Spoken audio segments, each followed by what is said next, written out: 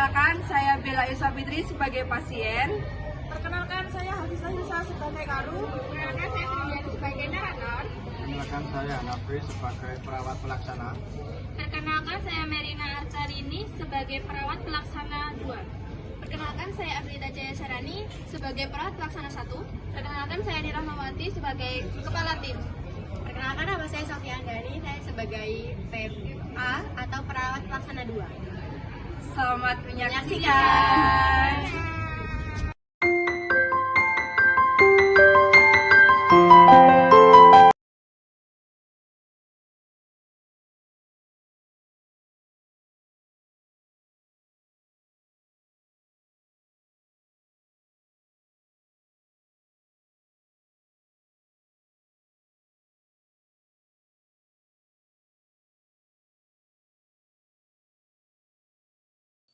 Pada tanggal 19 Desember 2024, datang seorang pasien Nyonya B di ruang penyakit dalam RSUD Dr. Suraji Tirtonegoro dengan diagnosa medis diabetes mellitus dengan luka gangren di tungkai kaki sebelah kiri.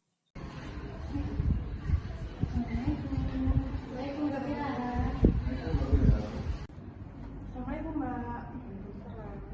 Perkenalkan, saya kepala ruangan di sini dan ini ada perawat Hanafi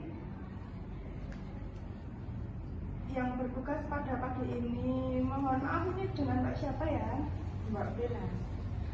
Baik, Mbak Bella. Baik, Mbak Bella, apa yang Anda keluhkan pada pagi hari ini? Mas sama sedikit pusing. Ada lagi keluhan yang lain?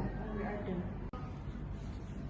Baik, Mbak Bella, sebentar lagi dokter yang akan memeriksa Mbak Bella akan datang ke sini. Sambil menunggu dokternya, perawat Sofia akan menjelaskan bagian dari ruangan ini. Baik Mbak Bella, untuk waktunya tidak akan lama, sekitar 10 menit saja. Apakah Mbak Bella bersedia? Bersedia. Sebelumnya saya akan membacakan peraturan di rumah sakit ini untuk menjaga kenyamanan Mbak Bella. Untuk jam kunjungan pagi dari jam 9 sampai jam 11, untuk jam kunjungan siangnya dari jam 2 sampai jam 5 ya Mbak Bella. Untuk kunjungan hanya bisa untuk 2 orang ya, jikalau lebih dari 2 orang bisa menunggu di meja yang sudah disediakan. Sebelum dilanjutkan lagi, Mbak Bella dan keluarga apa ada yang perlu ditanyakan? Baik, nanti dilanjutkan Mas Hanafi. Baiklah Mbak Bella, saya akan mengenalkan lingkungan dan fasilitas yang ada di ruangan ini. Tempat tidur ini bisa dinaikkan bagian atas dan bawahnya ini. Untuk yang di samping kanan untuk pemutaran menaikkan tempat tidur, dan untuk yang sebelah kiri sana untuk menurunkan tempat tidur. Kemudian di sebelah tempat tidur ada lemari kecil untuk menyimpan barang-barang seperti pakaian atau makanan gitu. Terus untuk di bagian kiri dekat pintu ada kamar mandi, bisa dipakai untuk buang air kecil atau besar. Kemudian di atasnya Mbak Bella itu ada bel. Jika Mbak Bella membutuhkan sesuatu atau tidak, jika keadaan darurat silakan menekan bel. Selain itu di ruangan ini tidak boleh merokok ya Mbak Bella. Mohon bantuannya dan menjaga kebersihan ruangan untuk kenyamanan bersama. Bagaimana? Ada yang ingin ditanyakan? Iya, Mas. Baiklah, kalau begitu Mbak Bella istirahat dulu ya. Nanti 10 menit lagi dokter akan kesini untuk memeriksa Mbak Bella. Baik, terima kasih. Sama-sama Mbak, terima kasih atas kerjasamanya. Saya permisi dulu. Permisi Mbak Bella.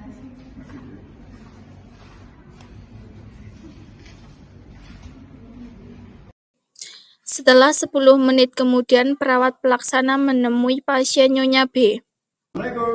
Waalaikumsalam. Selamat pagi Mbak Bella. Pagi. Bagaimana perasaan setelah diperiksa dokter? Udah enakan. Oh, gitu ya. Baik Mbak Bella, di sini saya akan menyampaikan bahwa penyakit Mbak Bella itu DM. Dan perkiraan perawatan Mbak Bella di ruangan ini selama 1 minggu. Kemudian untuk tindakan yang biasanya dilakukan untuk pasien seperti kondisi mbaknya itu adalah rawat luka. Karena luka di kaki mbaknya itu apabila tidak dirawat akan semakin parah dan sulit sembuh. Untuk biaya keperawatan dan lain-lain seperti obat dan alat akan direkap di ruangan. Dan saya serahkan kepada keluarga Mbak Bila ya untuk dilunasi. Bagaimana keluarga, apakah sudah jelas? Baik Mbak Bila, selain saya nanti juga ada perawat Sofia yang akan merawat mbaknya selama di ruangan ini. Untuk perawat Sofia nanti akan merawat mbaknya pada dinas sore nanti. Akan saya perkenalkan ya Mbak. Baik Mbak Bila, silahkan istirahat kembali dan terima kasih atas kerjasamanya. Terima kasih ya. Mari Mbak. Mari. Sebelum dinas sore dimulai, perawat pelaksana merencanakan dan mendelegasikan tindakan keperawatan kepada perawat asosiat untuk dinas siang. Setelah 6 hari dirawat, pasien Nyonya B diperbolehkan pulang karena kondisinya sudah membaik. Untuk itu, kepala ruang beserta tim di ruang melati akan melakukan tindakan discharge planning. Assalamualaikum warahmatullahi wabarakatuh. Waalaikumsalam warahmatullahi wabarakatuh. Selamat pagi teman-teman. Pagi. Agenda kita pada pagi hari ini untuk pasien Bella. Pasien Bella sudah boleh pulang karena kondisinya sudah membaik dan memungkinkan untuk dirawat di rumah. Bagaimana Katim dan perawat pelaksana untuk discharge planningnya? Baik, untuk persiapan discharge planning pada pasien Bella sudah siap. Status pasien dan format discharge planning sudah dipersiapkan. Baik, terima kasih untuk Katim. Untuk coba berkas-berkasnya saya periksa terlebih dahulu. Baik, ini berkas-berkasnya beserta format discharge planningnya.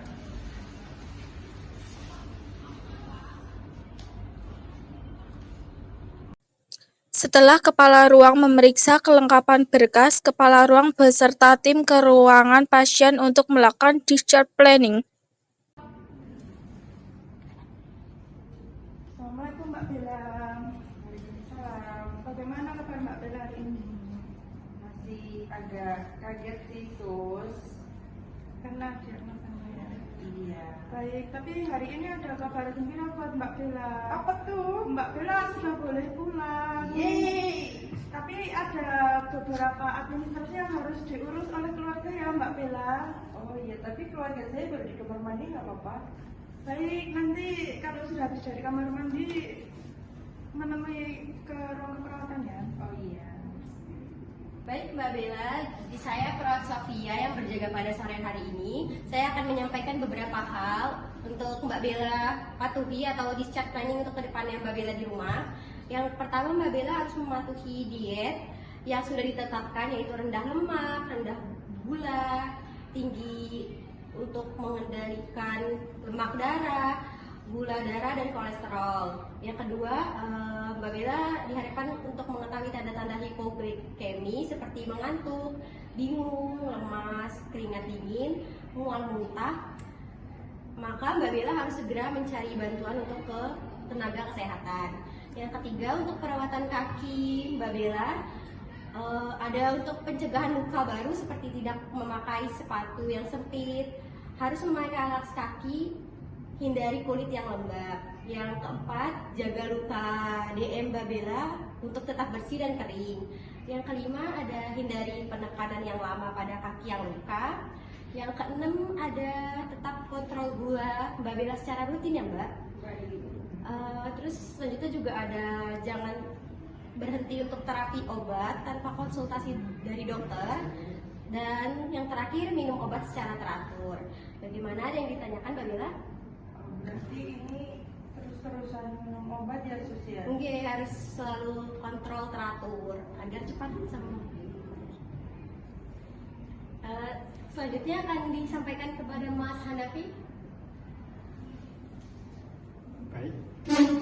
Kalau tidak ada, kita lanjutkan ya Mbak. Selain yang disampaikan perawat Sofia tadi, hal ini juga perlu Mbak dan keluarga ketahui, yaitu yang pertama cara perawatan kaki. Mbak sendiri atau bisa dibantu keluarga harus membersihkan kaki dengan sabun terutama di sela-sela jari. Kemudian potong kuku jari kaki mengikuti lekukan jari kaki. Jangan memotong kuku berbentuk lurus pada tepinya karena dapat menyebabkan tekanan pada jari-jari yang berdekatan. Kemudian hati-hati saat mengikir tepi kuku yang kasar untuk mencegah kerusakan kuku. Selanjutnya hindari merendam kaki berlama-lama dan menggunakan air panas. Gunakan pelembab untuk kulit yang kering. Pakai kaos kaki yang terawat dari bahan kualitas yang baik. Kemudian latihan kaki untuk mempertahankan sirkulasi. Yang kedua, mengenai alas kaki, hindari berjalan tanpa alas kaki. Kemudian pakai sepatu yang pas, tidak sempit.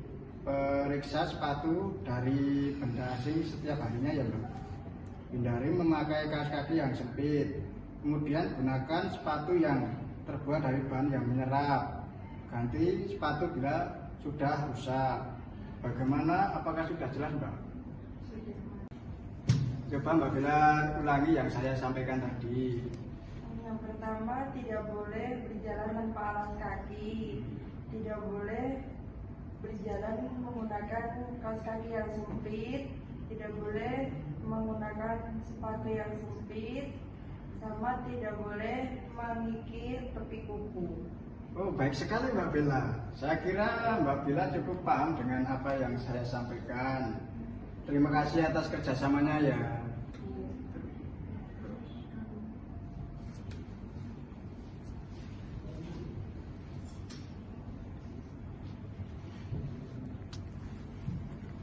Baik Mbak Bella, saya kira tadi sudah disampaikan semua.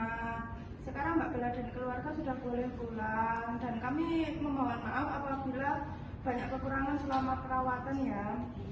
Makasih juga ya Sus. Iya. Mas. Kalau gitu kita kembali ke ruangan dulu ya Mbak Bella.